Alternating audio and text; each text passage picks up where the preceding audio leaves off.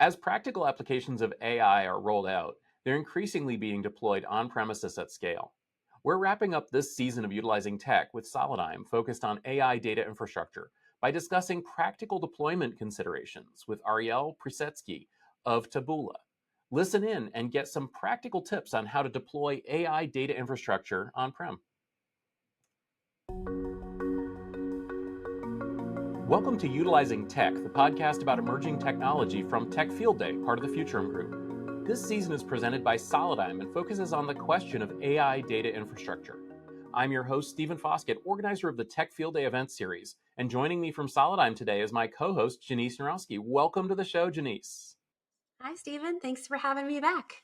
You know, this is the end. This is the end of this season of Utilizing Tech, and I thought that it would be sensible, and I think you thought the same thing, to end with a practical application, end with somebody who is really building AI data infrastructure out there in the real world. Yeah, I couldn't agree more. We've talked to lots of different, ISVs, hardware vendors, and the like. But it's really exciting to talk to an organization that hasn't just been looking at AI over the past couple of years, but really been looking at it for the past 10 years. And how are they doing things differently now? I'm excited to talk about or understand how they're looking at, on-prem versus off-prem cloud solutions. And yeah, we have an actual end customer. So excited about this. Cool. Well, let's waste no time and bring them in. So Ariel Pisetzky, VP of Information and Technology and Cyber at Taboola, is our guest today. Ariel, welcome to the show. Tell us a little bit about yourself. Thank you very much for hosting me. Well, I've been in IT for many years now.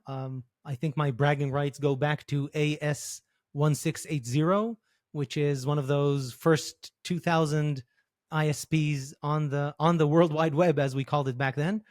We even said security. We didn't say cyber when I started out.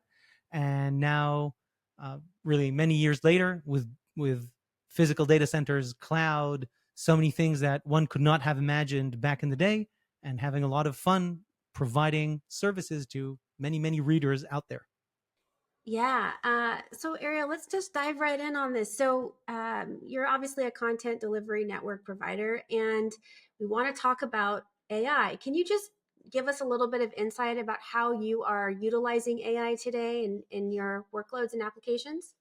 Sure thing. So I'll give a few words about Taboola, because Taboola is not a brand name. We're not a consumer-facing product, so many people might use our products on a daily basis but not be aware of them. We are a content discovery platform, and that means that we reside on many of the publishers that you read on a daily basis and love and receive content from. And we are that place where advertisers go to turn users into paying customers.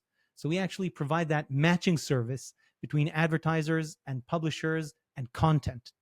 Now, bringing all that together, we eventually serve over 4 billion web pages a day.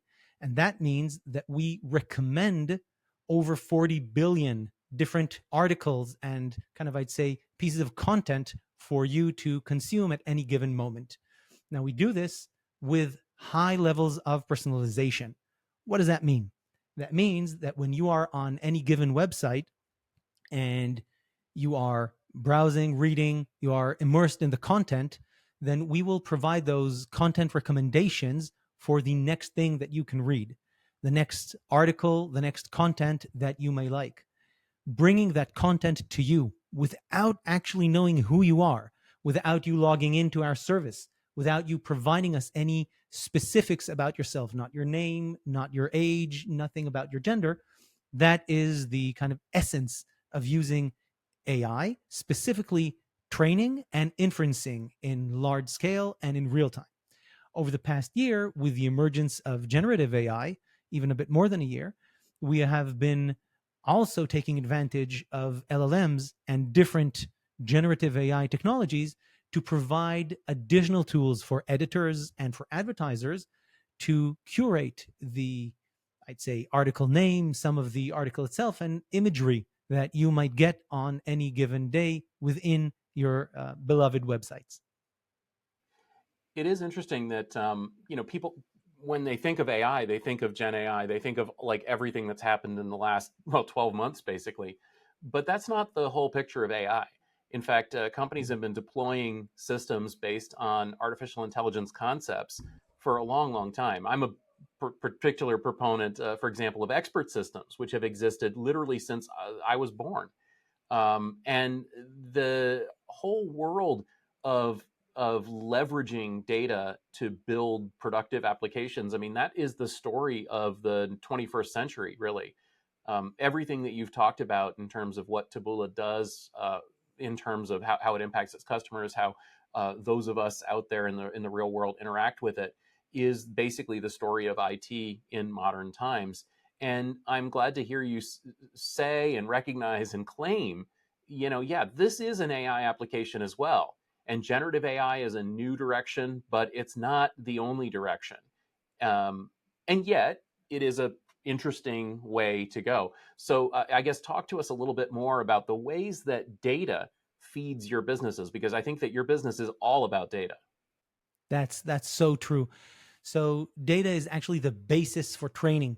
What you get when you see 4 billion web pages a day is these massive amounts of data that are written somewhere, in our case, to physical servers and physical drives, Solidime drives that we utilize on-prem. And we'll talk a bit more about that and the additional tech at the low level in a moment.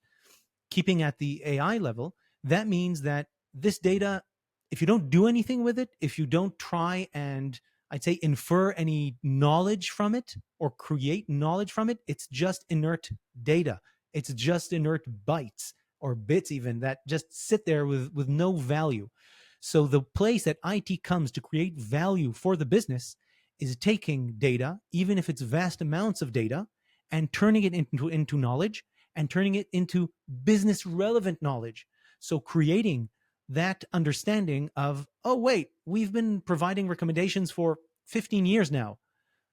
Somewhere 7, 8 years ago, we said, wait, there is a better way to provide content recommendation by trying to understand what is actually interesting for people. And we say, well, we're sitting on all this data. How do we train? How do we look? How do we put this data into different boxes? So that's like the beginning of the training. What are the signals that we are getting from this data, and how can it impact and affect our kind of service moving forward? Then, of course, there is natural language understanding and natural language processing, which is a big part of AI. Today with LLMs, it's a totally new field, but even 7 years ago and moving from then and until last year when LLMs kind of came out to our lives, that was a hard problem to solve. You needed to understand, as a service provider, for us as a service provider for publishers, how do we recognize the article that we reside on? How do we recognize the user coming into that specific article? And what is the relevant article where that user kind of browsing arc is going to end? And that has been done with AI on different levels, and today with more and more with LLMs. All of that happening on-prem, because storing those vast amounts of data and actually processing them and creating value out of them is something that when you own the data, and data has a certain level of gravity to it, when you own the data and you can process it, then you have a lot of advantages over putting it somewhere in the cloud where it might be very expensive to even run operations on it. Reminding us all that when you run your own drives, you don't pay per 10,000 operations. You don't pay for deletes. You pay maybe in performance. There is a payment there, but it's not hard cash. Once you bought your drive, that is it. And then the use of that drive over time is a bonus. Thinking about accounting, sorry to bring the pencil pushers into the room, but if you use the drive for over 3 years, oh, it's even not on the books anymore and it's free. So free compute, who can't love that? Who can't love that? And, you talked a little bit earlier, Ariel, when we first started, discussing this on-prem versus off-prem. And there's a lot of organizations out there who are having the same kind of debate. So can you tell us a little bit more about how you are, working with AI on-prem and, how that might be different from what others might be doing in this space? Yes, that's a well, the story there is actually fun. I came to Taboola years ago to cloudify our operations, and somewhere in that cloudification story, we started noticing costs and how we as IT impact those costs, and how we as IT can do better for the business. And what does on-prem actually mean? And when you optimize and look at the use of data, at the use of CPUs, at the merging of those two, and over the past year, or even a few years, the merging of CPUs, GPUs, and data, you suddenly find that working on-prem has its extreme advantages. So when I talk about optimization, I'm talking about multiple layers of optimization. First, understanding that when you're looking at a data center, you're looking at compute, you're looking at data or storage, and you're looking at networking. Data itself can be, of course, data at rest, or can be data within a database service. Now, in any one of those levels, you have multiple layers of optimization, using CPUs better, using CPUs in a, I'd say, higher capacity, making sure that all of your GPUs and CPUs are fully utilized, understanding what layers of optimization exist there. One great story is that we looked at our CPUs and we found that we can better utilize our CPUs by updating our code in various ways, from different libraries coming from Intel or coming from NVIDIA, or well, that for GPUs, of course, or coming in from other vendors, and then really better utilizing our CPUs. Then when we better utilize our CPUs, we of course have the drives themselves. The drives themselves today, the NVMe SSDs, the NVMe interface and the SSDs, provide really so much performance. And when you understand the geometry of the drive and start to think, I'm not only buying space, but I'm buying specific types of space with different drive geometries that fits in different places. If you are able to optimize that as well for your read size, you suddenly get this boost of performance where you can do so much more with your on-prem hardware, your on-prem investment in CapEx. So we really love to see how we, year over year, optimize our use cases for storage, for CPUs, and for network, and bring them together to a place where our developers now have so much raw power at their fingertips that they just do not want to go to the cloud for many of the day-to-day operations. At the age of GPUs, where you need to push a whole lot more data into the GPUs, controlling your storage layer and controlling your network layer also provides you with multiple opportunities for optimization. One great example for anyone out there listening: think of data compression. Data compression costs you with CPUs, and it costs you with network, meaning the network layer will work harder, but the CPUs, let me just clarify there. If you compress, CPUs will work harder and the network will work lighter, and you'll have more storage space on your drives. The flip side there, if your CPUs are the most expensive component in your data center, why send CPU cycles to something that isn't business oriented? Why compress? Get the right type of storage that you need, get enough bandwidth. The bandwidth in a data center is literally free. It is literally free. When you have that level of free usage of bandwidth, you can really, really utilize your drives and push a whole lot more data into GPUs. It really is an interesting use case situation, because I think that it pushes back on a lot of the story that people have bought into over the years about cloud. Um, I think that there is certainly a valuable use case for cloud. I think that everybody would agree to that. But I am hearing more and more companies that are looking at deploying cloud technologies on-prem, and deploying now in the future AI technologies on-prem once applications are rolled out, once they're fleshed out, once they're sort of have an understanding of the level of hardware that they're going to need to support those applications. Because as you say, you can buy equipment, You can deploy equipment internally. And I think there's another aspect that you kind of mentioned there too. Once things are depreciated, you can continue to use those past their expected lifespan. Maybe they're not in production, maybe they are. Are you seeing that there's a much longer lifespan with modern hardware and specifically modern storage than you expected? So drives have become so much more reliable over the years. And again, when you work with a good vendor, and Solidigm is a great example of that, when you work with a good vendor that provides you drives that do not fail beyond the expected MTBF, you're getting a good bargain for drives that maintain their value beyond their 3-year depreciation. So you get this really, I'd say, great deal out of using hardware on-prem. The cloud, of course, is relevant. We in IT have not done a good service to many of our kind of business counterparts over the years. We have provided services too slow. It took too long to install things. We did not embrace automation on time. The hyperscalers have taught us so much about how we, as the regular Joes of IT, should be providing services within our data centers. So the cloud is great for DR. The cloud is great for testing. The cloud is great for production loads that vary and have peaks that are maybe short-lived. But for businesses that are always on, they should probably be always off the cloud. So if you have something, a workload that is always on, it should be always on-prem. That is where I would that's where I would take it. So, Ariel, given that notion and that thought, is there any benefit to efficiency by being always on-prem? And is Taboola doing anything specific to address some of the energy issues that are coming about with AI? Oh, yes. So when you're on-prem, of course, efficiency suddenly becomes, well, your problem. When you're in the cloud, then you get the great carbon footprint of the clouds that are in renewables.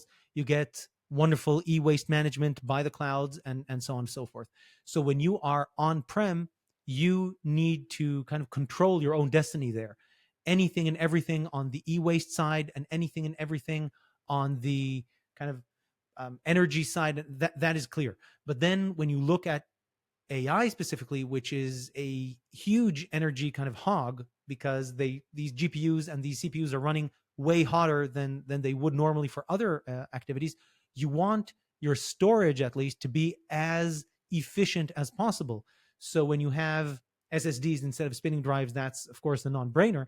But when you look at the larger capacities out there that still provide amazing kind of performance in terms of the level of IOPS that you can get, and their thermal footprint doesn't warm up your data center, and their energy levels are in use only when you are at full write mode and so on, but you have varying levels of energy that you can also manage through the NVMe interface should you so choose. All of those provide you with the ability to A, optimize, and B, provide a great service, yet still keeping a very, very eco-friendly footprint. One of the things I've heard from infrastructure managers that are considering buying equipment for on-prem is that it makes sense to buy the biggest, baddest, hardware, because then it'll have the longest lifespan. In other words, you buy the bigger drives, not the smaller ones. You buy the faster CPUs, the faster GPUs. Even though they cost more today, they'll have a much longer lifespan and you'll be able to get much more out of it. Do you agree with that approach? No. So a short answer, but here I'll give you the longer version. Thank you. That's a wonderful question. Thinking of what you need is really what the business needs. Are there big, bad, amazing servers that we buy? Yes. Do we always buy the biggest, baddest servers out there? Absolutely not. We try to balance a lot of our servers into something that is I'd like to call them Lego block mode, where we buy big servers, but not very big servers. And then these servers have a life cycle. So they can be a server that is driveless at the beginning and it's CPU intensive. Maybe it even has GPUs in it. 2 years later, I have now a better CPU or a better GPU. And in terms of energy and optimization, this server is not a good AI server for me anymore. But lo and behold, It has drive bays. Now I can use it as a storage server, and I can get that CPU that isn't the latest and greatest to do great things around managing all the data that is in that server. So Lego blocks really, which is also why I'd say so many of us love Lego. Their versatility, the fact that that their lifespan is so long, and that you can use them in different models and in different scenarios and build with them different things. That is what is so enticing for us to buy servers that are somewhere in the middle, not too big, not too small, and then for specific use cases, go wild. Ariel, one of the things I was going to ask was being on-prem and having to deploy across, multiple environments. It's pretty taxing, right? To have some of your IT guys go out and have to rip and replace drives, right? And, on the notion of buying, not just the biggest drives or the fastest or even the, that same case with your servers. How do you feel solid state technology helps to improve how you do business, at the edge or within your on-prem infrastructure? Is there a benefit of solid state storage versus hard disk drives, in your opinion? Okay, of course, yes. So having solid state drives at the edge is super important. I'll talk about that in a moment. And then, of course, just to talk a moment about Taboola. We have our front end edge data centers, and we have a back end data center where we run all the training in the back end. Yet the inferencing that I spoke of, the hyper personalization of our service happens at the edge. It cannot happen without data.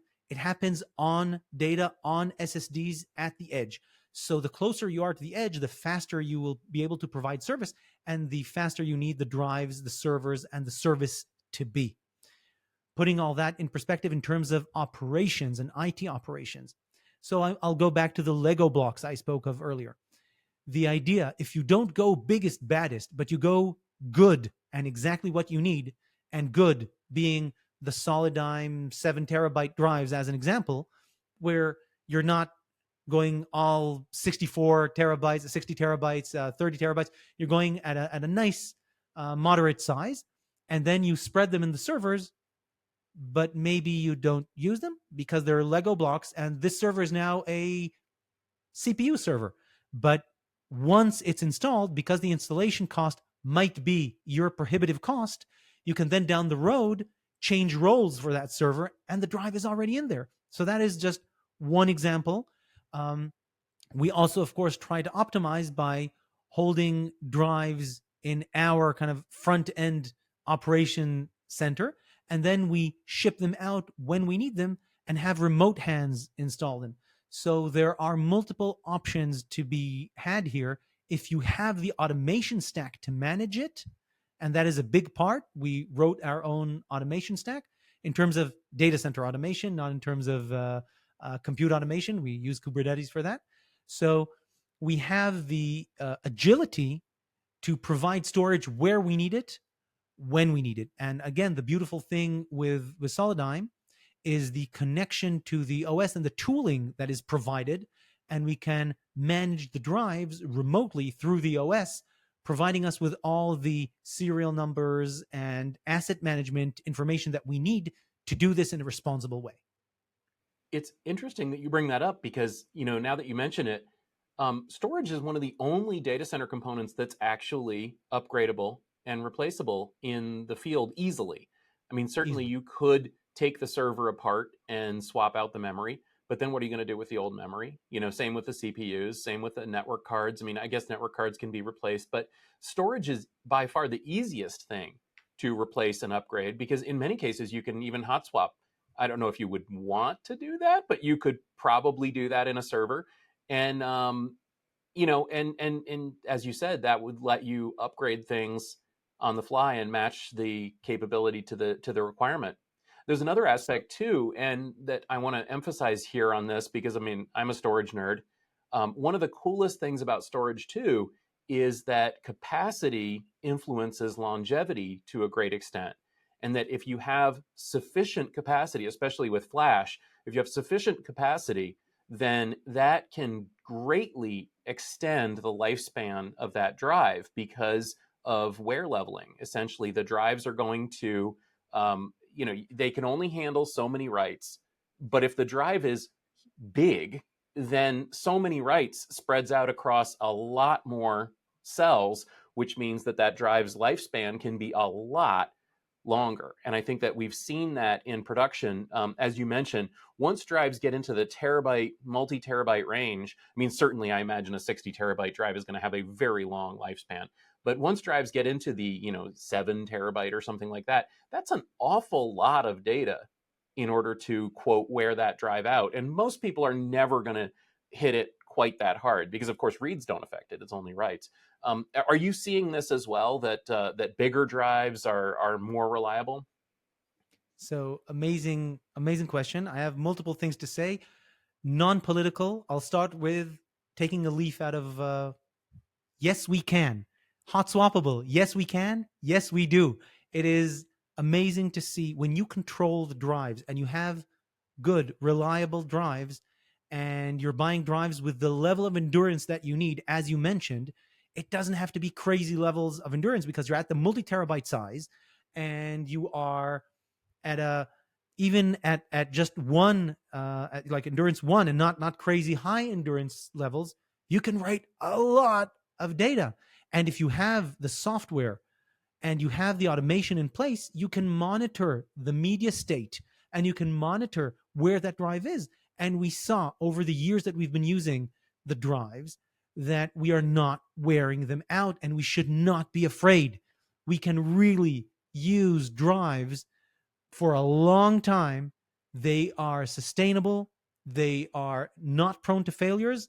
And doing good IT also means that you have clustering and you have N plus kind of, I'd say, architectures. It's all today, it's almost no brainers. You don't have to pay like exorbitant amounts of cost to different fancy licenses or storage providers. You can do your own storage, and software defined storage today has built in a redundancy that is really good enough and provides it's excellent, it's beyond good enough, and provides you with the solutions that are cheap, effective, and provide a ton of performance for the business. So let's move up the stack a little bit from storage. So clearly, storage is something that we're all passionate about, but also something that gives a lot of flexibility. But talk a little bit more about the rest of the infrastructure that you're building there on-prem. What do these servers look like? What is the GPU, CPU, network, and all that? So when you're looking at GPU servers, just as an example, you spoke earlier about these big servers. So GPU servers, some of them are these nice, slim 2-4 GPU servers, which are, I'd say, specialized for data crunching. We can talk about them in a moment. Spark specifically, we'll talk about them in a moment. And then you have these huge, humongous 6-8U servers that host 8-10 really large NVIDIA drives, really that host 8-10 GPUs, and these GPUs are data hungry. So if you look at the two of GPU servers, let's start with the really big ones. When you're looking at a huge GPU server hosting multiple GPUs, it really needs to pull in a lot of data. To pull in all of that data, it's going to come with the kind of huge network cards, the 100 gig network cards, and multiple ports of that going into the top of the rack switch. And it's going to be pulling a whole lot of data coming in from your HDFS or other storage solutions, SIFs or whatever you're using. And then you would need some scratch space locally to be able to cache it locally, because bringing it off the network will get you to one level of performance. But if you really want to harness those GPUs to their fullest and use all of that capital that you spent on GPUs and making sure that those GPUs are fully utilized 100% of the time, then you would like to see I'd say, local cache, fully flash, with a lot of IOPS that can serve those NVMe, like NVMe to NVLink or NVMe to PCIe, depending what type of NVIDIA you're using, and really feed those GPUs and then bring that data back and feed it out. When we're talking about our data processing GPUs, as Taboola, we've spoken about this quite vocally. You can find it on our engineering blog. We have switched from using, in many cases, CPUs to GPUs, the smaller GPUs actually, let's say the A30 and the 40 family, to crunch data in Spark format. So when you're looking at crunching data at large quantities, instead of having 10 CPU servers running separately, having maybe much less scratch space and doing each one their own thing, you suddenly have one server doing the job of 10 modern servers, pulling in a whole lot of data from data storage, crunching it, and preparing it for some type of report or some other type of, I'd say, Spark/SQL processing. And that we do on GPUs as well, having only 25 gig connections for those servers, but again, having NVMe locally so that while the GPUs are active, you can pre-read as much as possible from the central storage and then provide space that the GPUs can work with locally to optimize their utilization. And that reminds me of one of the discussions we had earlier this season, talking about keeping these hungry GPUs fed. That's really the whole ballgame, because that's the expensive or the most expensive component out there. And of course, as you mentioned as well, GPUs can be used in other areas of infrastructure. We've talked about that this season. It's interesting here, Ariel. Everything you've said, I think, really does kind of summarize what we've talked about all season long here on utilizing tech. And it's been so great to hear a practical, real-world use case for all the things we're talking about, especially an on-prem use case, because I think that increasingly people are going to be looking to that. They're looking to deploying their own AI data infrastructure on-prem. And the lessons that you've brought here, I think, are very valuable to them. So given that, thank you for joining us. Where can people connect with you? Where can they continue this conversation? Where can they learn more about the lessons that you've learned? You can find me on LinkedIn. I'm always happy to continue this conversation. And there's the Taboola engineering blog, where we provide additional information about our infrastructure and what we do. It's much more down to the technical details. So if you want to know about running, let's say, Volcano on GPUs and MIGs on GPUs, so virtualizing our GPUs to really optimize and squeeze more out of them, or if you want to read more about how we're doing optimization around MySQL and SQL servers in general with storage, with CPUs, it's all there, and we are always happy to share. Well, thank you so much for that. And I really appreciate your everything you've had to say here today. Thanks for joining us. Janice, I'm sad to say that we're wrapping up the season with this episode. Let me get your call to action. Where can people learn more about Solidigm? Where can they continue the conversation of how flash storage can be transformational for their IT infrastructure? Thank you, Stephen. It's been such a pleasure being able to sponsor this series, and we're excited to continue throughout the year sponsoring other activities that you're going to be doing, things like AI Field Day and Storage Field Day and many other things. You do just a great job tapping into our audience. But to continue this conversation further, anyone can go to solidigm.com/AI, where we have a multitude of stories, solutions, and also details around the myriad of drives that we have to offer. So thank you so much for the opportunity. Excellent. And actually, I'll call out too, Solidigm presented at our AI Field Day, brought in partners, just a tremendous thing. Use your favorite search engine, look for Field Day, look for Solidigm. You'll see great presentations, a lot more information about that as well. And of course, we've had many other kinds of companies present at Field Day over the years too. And so you can look for those too. Thank you so much for listening to this episode of Utilizing Tech. You can find this podcast in your favorite podcast application, as well as on YouTube. If you enjoyed this discussion, please do leave us a rating, a nice review, maybe send us some feedback. We'd love to hear from you. This season was brought to you by Solidigm and, of course, by Tech Field Day, part of the Futurum Group. For show notes and more episodes, head over to our dedicated website, utilizingtech.com, where you can find the entire season in order.